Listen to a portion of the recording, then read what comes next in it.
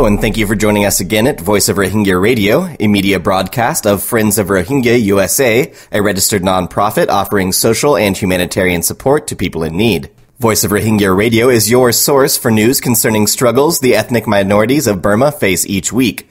We provide exclusive interviews, reports from inside the border, and the latest news from reputable sources around the world. We ask that you take a moment and go to friendsofrohingya.org for up-to-date news and information concerning this program and how you can get involved. You can learn more about the Rohingya cause by supporting Friends of Rohingya USA today. Voice of Rohingya Radio is the only news source of its kind in the English-speaking world, bringing you the latest news in a convenient format and keeping you informed and involved. You can listen to our program each week, Sundays at 7 p.m. Pacific Time, or search for us on SoundCloud.com. To sponsor our program, simply log on to our website or send us an email to support@friendsofrohingya.org. It is April 26th, 2015. For Voice of Rohingya Radio, I am your host, Zach Taylor.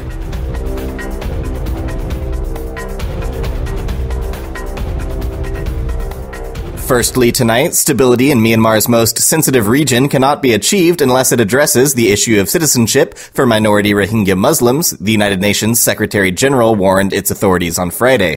According to the New York Times, Ban Ki-moon told a delegation from the Southeast Asian country that the UN has seen already troubling signs of ethnic and religious differences being exploited as elections approach later this year. The tensions could be seriously destabilizing and could jeopardize the country's efforts to reform, Ban said. Ban added Friday that he recently spoke with President Thein Sein to express his concern that the lack of swift action to regularize the status of white card holders will be seen as institutionalized discrimination. The UN chief called the upcoming elections an important milestone in the country's transition, but stressed that they must be inclusive. He said he asked Thein Sein to take urgent action to address the identification issue before the election. In other news, Myanmar's Rohingya refugee problem should be resolved within ASEAN, said Foreign Minister Datuk Seri Anifa Aman. He said that since refugees had fled to Malaysia, Thailand, and Indonesia, the issue could no longer be considered as Myanmar's internal issue. While we continue to respect the sovereignty of our member states, this issue should be addressed within ASEAN and through engagement. We hope Myanmar will look for the best way possible so that the issue will not be internationalized, he told a media conference in the run-up to the 26th ASEAN Summit. Anifa said ASEAN appreciated the democratization process that Myanmar had undertaken and was aware that it took time for things to change. Myanmar has assured us that they are taking every step possible to solve the problem, he added. The 10 ASEAN leaders are expected to raise their concerns during their upcoming retreat. Parliamentarians from ASEAN countries are also calling for their governments to review the policy of non-interference in another member's domestic affairs to better protect their citizens. They said a decision to interfere should be adopted especially when it involves upholding fundamental human rights and freedoms for the ASEAN community. Myanmar MP Shui Maung said the current policy has served as an obstacle for ASEAN in addressing the issue of human rights, which he believed is paramount to the regional bloc's existence. The current policy can be misused as a tool that prevents ASEAN governments from tackling human rights issues. That would be the worst thing in the world, he said during a session at the ASEAN People's Forum yesterday. Singapore People's Action Party MP Charles Chong said that issues like the Rohingya community in Myanmar was a regional problem as neighboring countries were also affected. The Rohingyas are coming to our countries as refugees, so don't say it's only Myanmar's problem, he told the audience. The Pulai MP agreed but said Malaysia should only interfere when the issue affected them directly. Every government in ASEAN will want to protect its own national interests. If Myanmar's problems are affecting us by causing their citizens to come here as refugees, then we will need to interfere. The Malaysian Consultative Council of Islamic Organization weighed in on the issue, calling on ASEAN countries to act concretely and halt the oppression of the Rohingya Muslims. Their call articulated a regret that ASEAN has of yet failed to address the crisis, adding that there has been no effective measures to prevent escalation of atrocities. The MAPIM concluded that the Rohingya crisis has become an ASEAN issue and that non-interference policy can no longer apply in the face of the atrocities in Myanmar, adding that the organization will hold the ASEAN leaders responsible if the crisis weakens the stability of the country. Rebel units of the Arakan Army have retreated following clashes with Burmese government forces last week in the area surrounding Palet Toa in Chin State, state media reported on Wednesday. The military-owned Myawaddy newspaper reported that the Arakanese insurgents were in retreat on April 17th, following engagement with government troops in the region of Palais-Trois.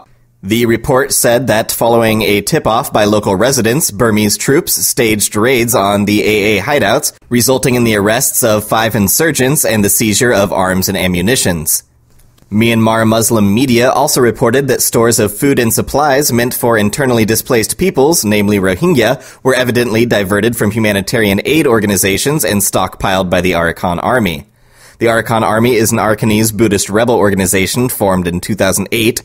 It has most recently been involved in fighting the Burmese army in northeastern Shan State, where it is allied with the Kokang rebel force. In other news, the U.S. State Department should assign Myanmar, Thailand, Malaysia, and Bangladesh a Tier 3 ranking in its forthcoming Trafficking in Persons report in order to encourage more robust and effective action to combat human trafficking, Fortify Rights said today. In 2014, these countries failed to meet the minimum standards for the elimination of human trafficking as set forth in the U.S. Trafficking Victims Protection Act. Fortify Rights Executive Director Matthew Smith said today at a hearing before the U.S. House of Representatives Subcommittee on Africa, Global Health, Global Human Rights, and International Organizations. A 15-page written testimony submitted to the subcommittee and published by Fortify Rights today is based on hundreds of interviews conducted by Fortify Rights with witnesses and survivors of abuse and more than a dozen human traffickers. Fortify Rights said that more than 650,000 Rohingya are displaced in Myanmar and Bangladesh and are at a particular risk of being trafficked. Myanmar is responsible for setting this regional crisis in motion through its ongoing campaign of persecution against the Rohingya, said Matthew Smith. Rohingya are being driven into the hands of human traffickers. Trafficking brokers in Myanmar and Bangladesh often deceive Rohingya into believing that they will be transported to Malaysia, a major destination country for Rohingya.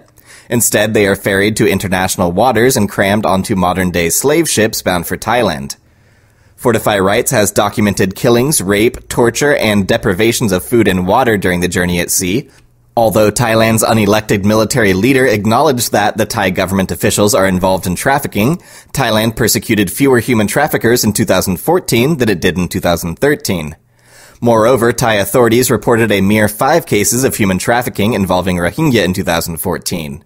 Fortify Rights says government officials in Myanmar and Thailand have been complicit in a deadly trade in Rohingya asylum seekers that has generated up to $250 million US for transnational criminal syndicates since 2012.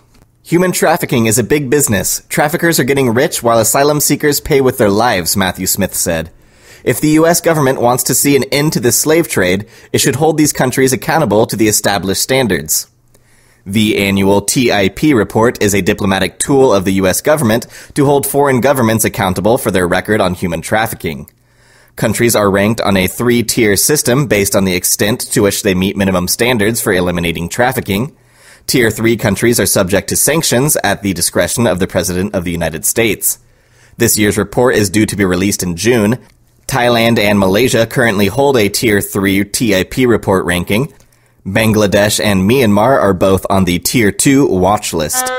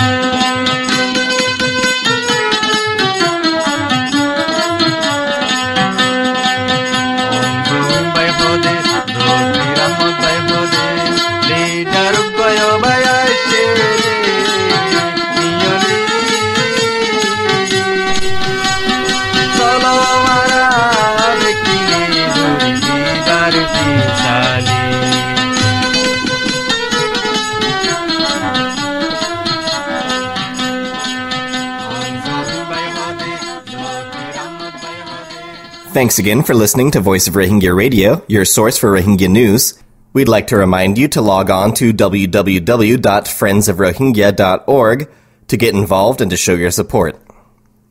More than 4,000 ethnic Kaman Muslims in Arakan State remain in need of new houses after their homes were destroyed during intercommunal violence in 2012, according to the Kaman National Development Party, which is working to get government support for a rebuilding effort. Some of the displaced now live in nearby camps set up by the government, while others want to live with relatives in Rangoon or elsewhere, according to Tin Hlang Nguyen, secretary of the Kaman National Development Party. He told the Irrawaddy that the situation in the camps has deteriorated since the violence, and that the Kaman do not deserve to live in the camps.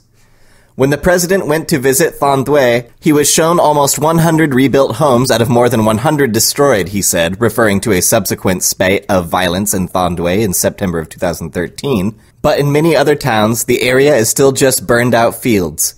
The Kaman National Development Party has asked the Arakan state government, its chief minister, Mang Mang On, and Union Parliament Speaker, Shui Mon, to resettle the affected Kaman internally displaced persons. We requested that they rebuild our lost property just as they did for ethnic Rakhine, because the state is now stable. The state's chief minister has scheduled to meet with representatives from the Kaman Party on April 28th to discuss the possible resettlement plans. In other news, the government of Bangladesh has decided to start counting the Rohingya refugees of Myanmar living across the country for proper documentation, official sources said. The documentation would also help expediting repatriation of the Rohingya Muslims to their homeland. The decision was made fearing fresh influx of Rohingyas due to possible deterioration of political condition ahead of the general election in the Rakhine state of Myanmar, likely to be held in November. The decision and concerns came from the 7th meeting of the National Task Force on Implementation of the National Strategy Paper on Myanmar Refugees and Undocumented Myanmar Nationals held at the Foreign Ministry on March 31st. The State Minister for Home Affairs yesterday told the Dhaka Tribune, "We have already ordered the BGP to push back refugees if they try to enter Bangladesh territory ahead of the national election in November.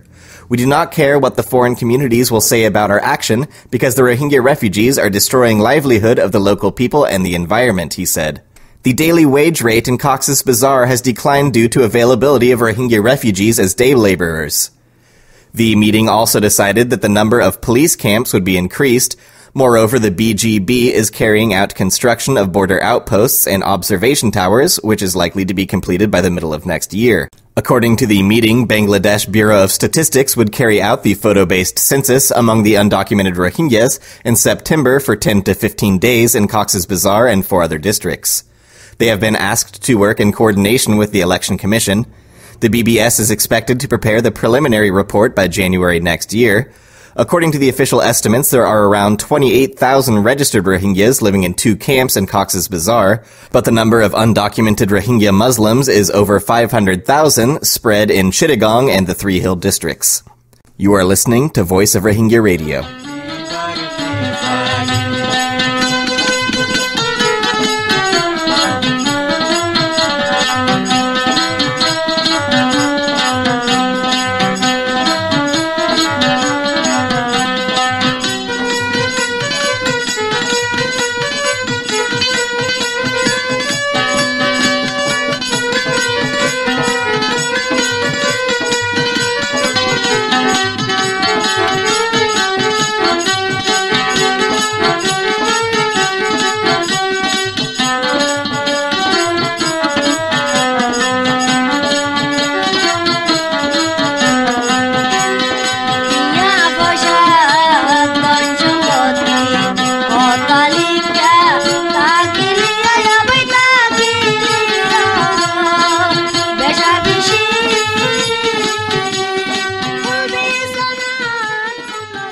Thanks again for listening to Voice of Rohingya Radio, a weekly news program bringing you up-to-date information about the Rohingya people in Myanmar.